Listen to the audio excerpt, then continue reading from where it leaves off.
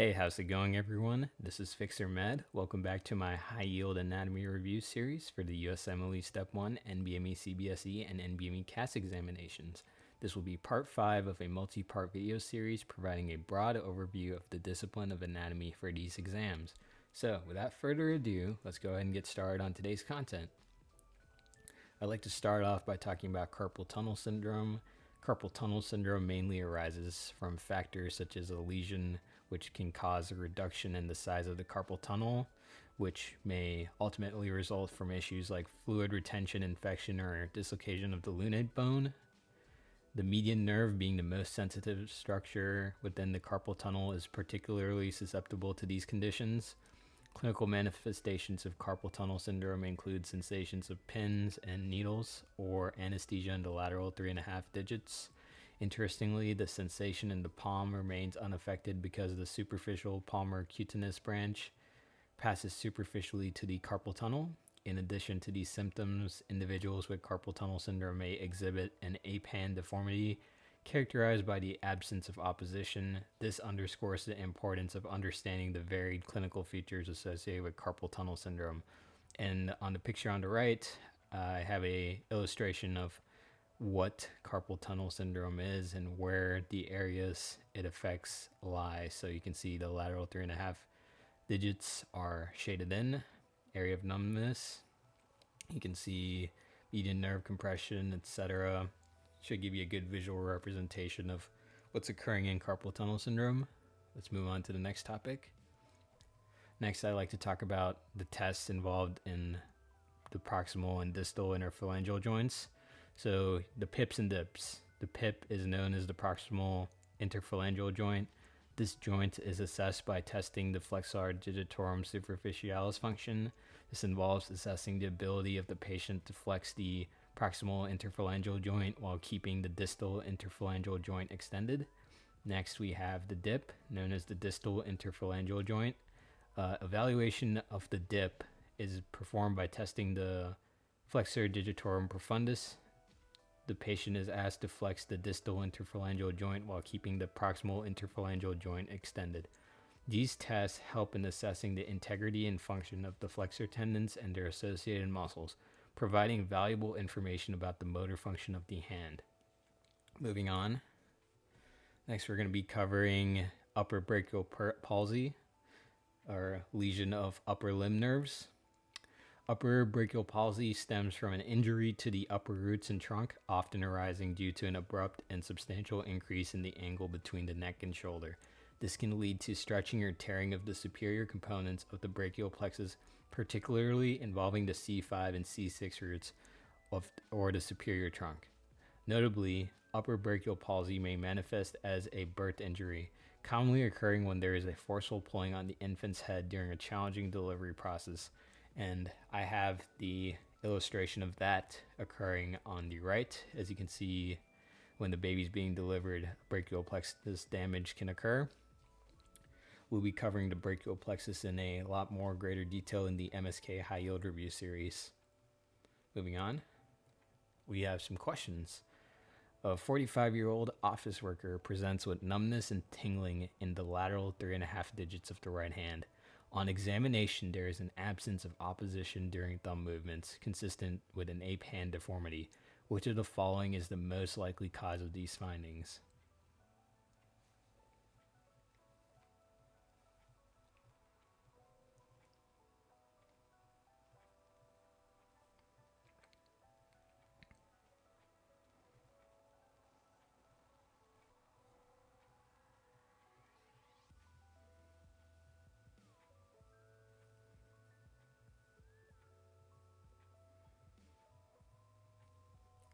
All right.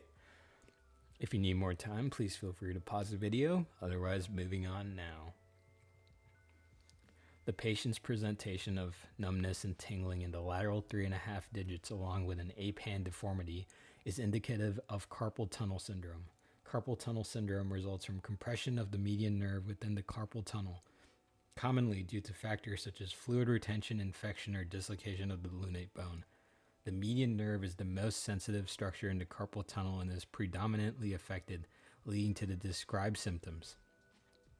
Therefore, the correct answer is decompression of the median nerve within the carpal tunnel. Let's go on and see why the other answer choices are incorrect. Ulnar nerve compression. Ulnar nerve compression typically presents with symptoms in the 4th and 5th digits, not the lateral 3.5 digits. Radial nerve injury. Radial nerve injury would manifest with deficits in wrist and finger extension, not the described symptoms of numbness and tingling in specific joints. Brachial plexus lesion. A brachial plexus lesion would result in a broader pattern of deficits affecting multiple nerves and regions, making it less likely to cause isolated symptoms in the lateral 3.5 digits. Injury to the superficial palmar cutaneous branch. Injury to the superficial palmar cutaneous branch would not lead to the described symptoms, as this branch primarily innervates the skin of the central palm and does not affect the lateral 3.5 digits. Let's move on to the next question. We have a 28-year-old patient who presents with difficulty flexing the proximal and distal interphalangeal joints of the right hand.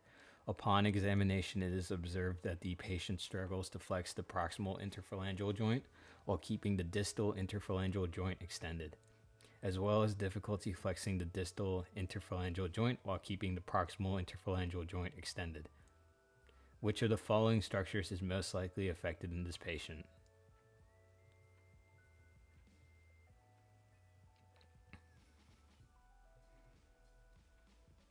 Basically, he can't flex his PIP or DIP here.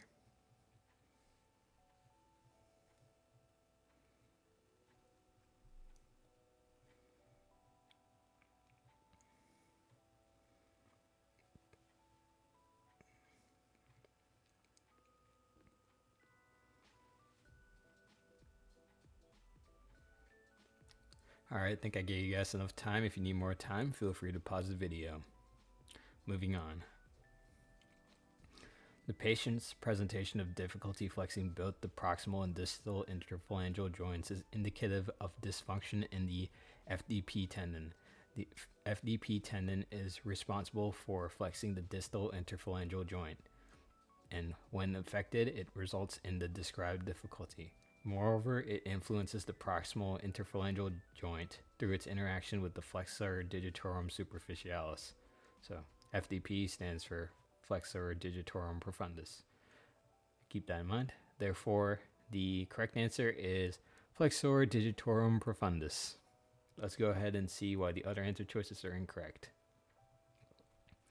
Ulnar collateral ligament. The ulnar collateral ligament primarily stabilizes the metacarpophalangeal joint, and its dysfunction would not lead to the described difficulties in flexion at both the PIP and DIP joints. Extensor digitorum tendon. The extensor digitorum tendon is responsible for finger extension, not flexion, making it an unlikely cause of the observed symptoms. Flexor digitorum superficialis. While the FDS tendon contributes to PIP joint flexion, its dysfunction alone would not explain the difficulty observed in flexing both PIP and DIP joints simultaneously. Radial collateral ligament. The radial collateral ligament primarily provides lateral stability to the metacarpophalangeal joint, and its dysfunction would not result in the described difficulties in flexion at both PIP and DIP joints. Let's go ahead and move on to our last question. A newborn presents with limited movement and weakness in the upper limb following a difficult delivery. The examination reveals an injury to the upper roots and trunk of the brachial plexus, specifically involving the C5 and C6 roots or the superior trunk. This condition is most likely attributed to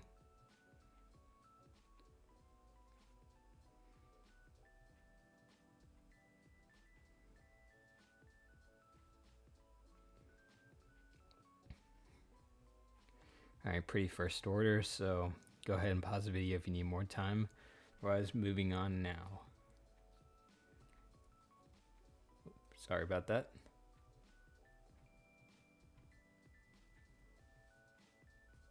The newborn's clinical presentation of limited movement and weakness in the upper limb, along with an injury to the upper roots and trunk of the brachial plexus, particularly involving the C5 and C6 roots or the superior trunk, aligns with the characteristics of upper brachial palsy. This condition commonly results from a forceful pulling on the infant's head during a challenging delivery, leading to the stretching or tearing of the superior components of the brachial plexus. Therefore, the correct answer is C, upper brachial palsy. Let's go ahead and see why the other answer choices are incorrect here. Compression of the radial nerve. The presented symptoms and injury pattern are inconsistent with compression of the radial nerve, which primarily affects the posterior compartment of the arm. Trauma to the ulnar nerve. Ulnar nerve trauma would not result in the described limited movement and weakness involving the upper roots and trunk of the brachial plexus. Ulnar collateral ligament injury. Ulnar collateral ligament injury primarily involves the stability of the metacarpophalangeal joint and does not account for the broader upper limb presentation described. Injury to the median nerve. The median nerve primarily innervates muscles of the forearm and hand, and its injury would not explain the specific involvement of the upper roots and trunk as seen in upper brachial palsy. Now guys, that will do it all for today's video. Thank you for your time and attention. If you have any questions, comments, or concerns, please feel free to leave them in the comment section below. If not, this is FixerMed signing off. Good luck studying, guys, and goodbye.